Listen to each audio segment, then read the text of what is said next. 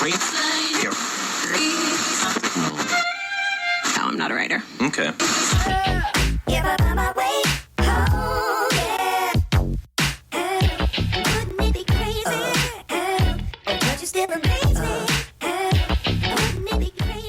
And here we go. This is Mike Lodge. I am the business advisor, and we're up and at 'em this morning. Beautiful morning. Looking outside of my window. Squirrels are running from tree to tree. Sun is shining through the woods. It's a good day. It's going to be a good day. Unless a storm comes in and pours some rain on us, but I don't think it's going to happen. I don't see it happening. It's perfectly blue skies out there. I see no clouds up there. But Mother Nature can send them really fast. You know it. I know it. Listen, we're still in the same situation as yesterday.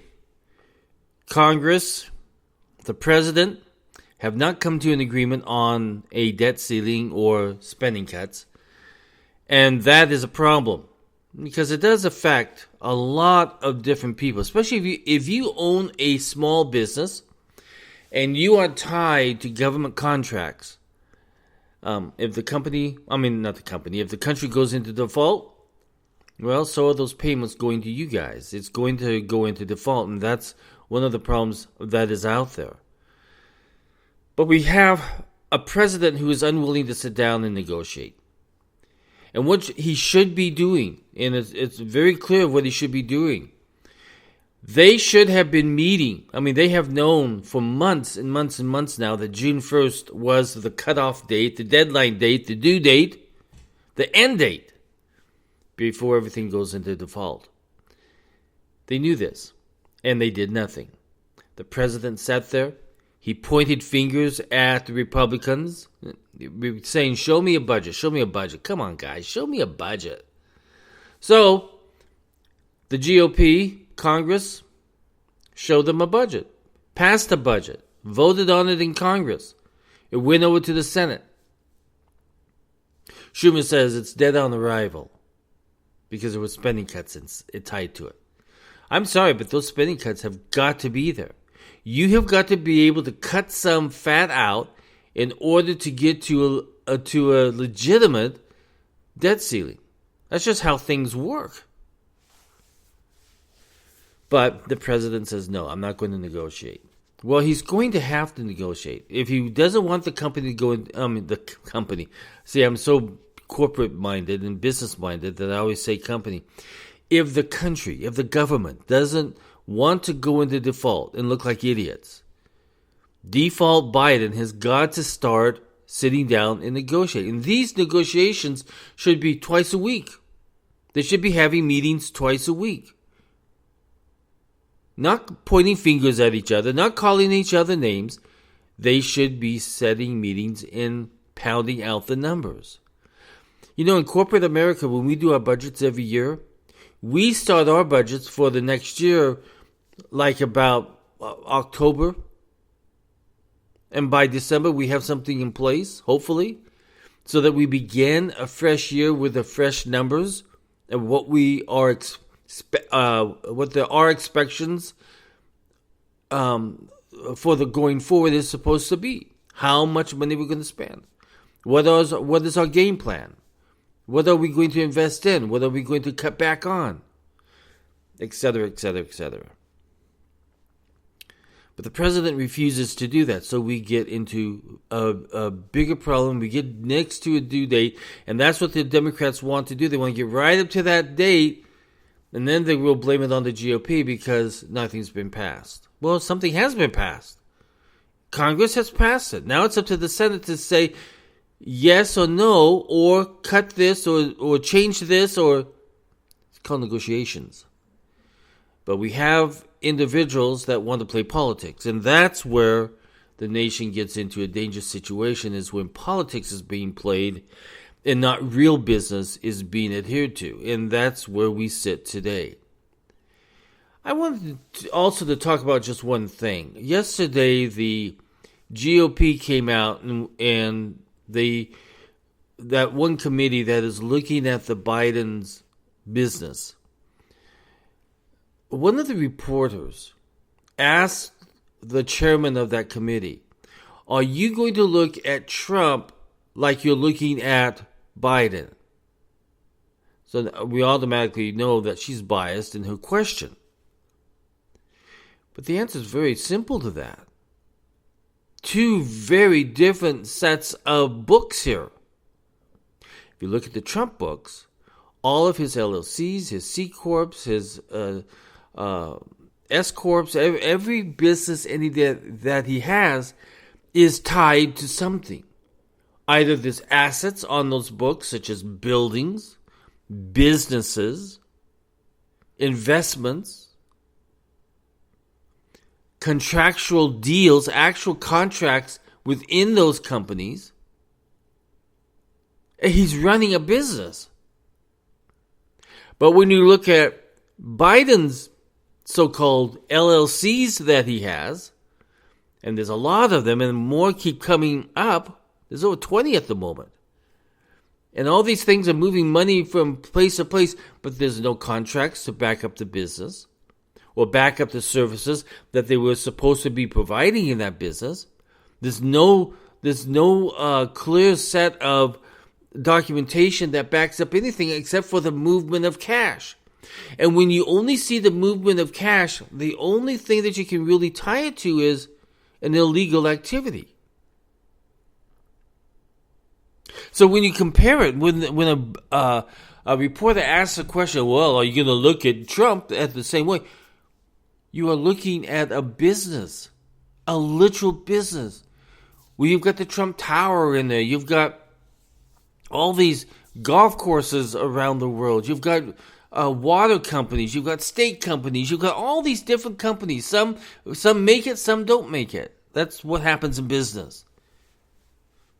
So you have a business tied to all of these formed entities called LLCs and C Corps and S Corps and whatever else, charitable organizations. They're tied to something. There is something of substance that is within those businesses. But there's nothing, zero, in the Biden LLCs. And when you have money trickling down out of these LLCs and going into grandchildren bank accounts, there's an issue here. There's a problem. What in the world do they think they're doing? So that's a biased question, and it should never have been asked. Because if you are a smart individual instead of a political individual, you know that Trump and Biden are totally two different entities. So you begin to wonder about that, don't you? You start to think and say, well, can we really trust any of the questions that these people ask? I tell you, the media is no longer the media. They no longer think through what the questions that need to be asked. No, they do what is politically sound for them. In other words, these reporters have a political agenda, but they don't have a meaningful question to ask to get to the subject matter that's being discussed. It's very, very, very, very sad. Very, very sad. I tell you, sometimes you wonder about these individuals. I was reading a story this morning, and it's about, the title of it was former IRS agent in California charged in a scheme that stole $3 million in COVID relief funds. They were saying they had these shell corporations formed, and they were collecting money from COVID based on employees that they said they had working there when they found out they had no employees working there. And so this IRS agent was able to scheme $3 million in COVID relief funds. So listen, members of the IRS, people that leave the IRS, you can just expect that they're just as corrupt as you and I. They get out there and they smell the money and they want the money. So they go after the money, and they do it in very illegal fashion and form. And so we have to watch out for a lot of these companies, because under this COVID and under the PPP, there was a lot of bad money gotten from bad people. And that is one of the saddest things that you see about ethics in our country, is that we have lost the ability to be ethical. That should be the number one rule of every single business out there. Every business owner, every individual who is representing companies or clients. Ethics should be the number one priority of how you're dealing in your business. But we're seeing it go far to the wrong direction, because we see COVID money being gained illegally. We see crypto money being used to do illegal activity, money laundering. We see, even in the president's own life, we see unethical things happening. And the problem is that some people get caught and other people get overlooked or ignored because of who they may be. Ethics should be vital in every single office, every single business, every single employee that you hire.